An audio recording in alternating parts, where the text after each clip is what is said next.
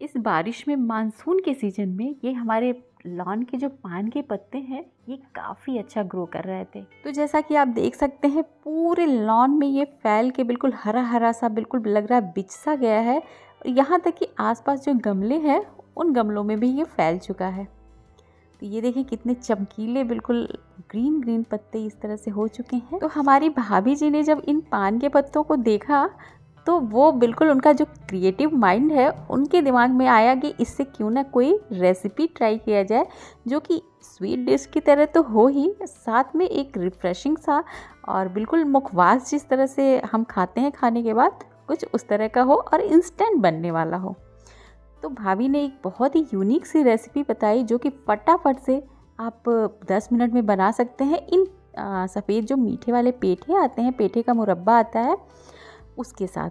तो इस तरह से बहुत महीन महीन सा उन्होंने थोड़ा सा भी उन्होंने दिखाने के लिए मुझे बनाया।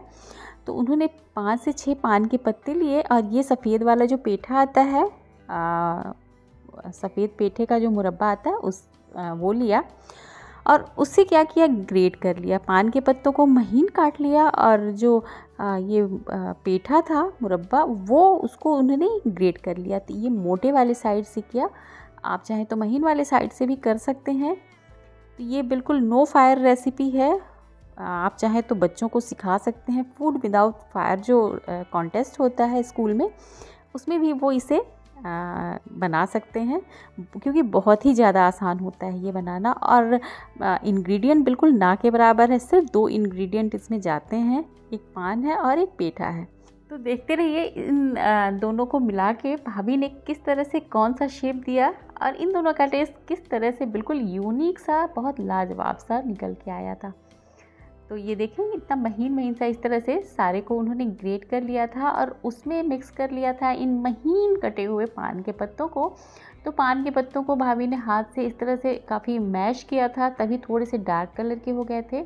आप यहाँ पे चाहें तो इसको कट करके डायरेक्ट मिला सकते हैं तो थोड़ा इसका जो ग्रीन कलर है वो और खिल के आएगा।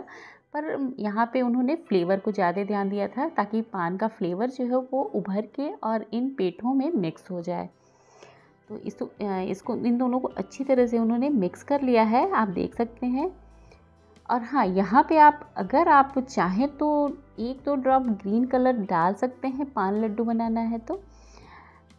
उन्होंने सिर्फ 2 चीज़ों से इसे बनाया था और टेस्ट जो है बहुत ही ज़्यादा ये डिलीशियस आया था, ये देखें। और साथ ही उन्होंने बताया कि आप इसमें चाहें तो टूटी फ्रूटी भी ऐड कर सकते हैं, कलर के लिए, थोड़ा एक्स्ट्रा कलर और फ्लेवर के लिए गुलाब जल भी डाल सकते हैं।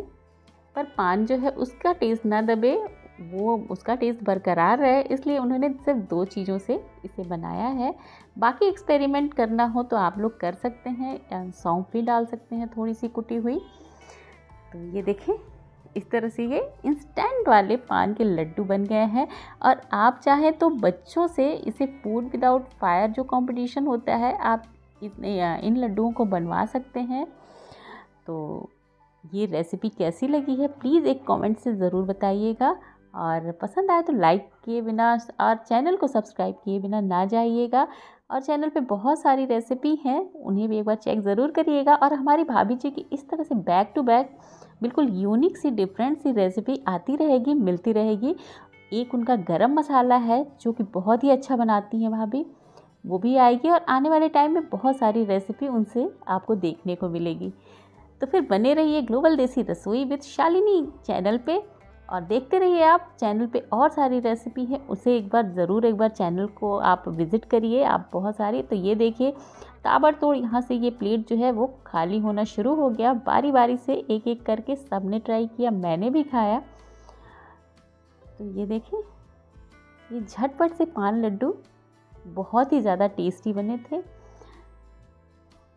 तो फिर मिलते हैं आपसे नई रेसिपी के साथ। देखते रहें ग्लोबल देसी रसोई विद शालिनी। बाय।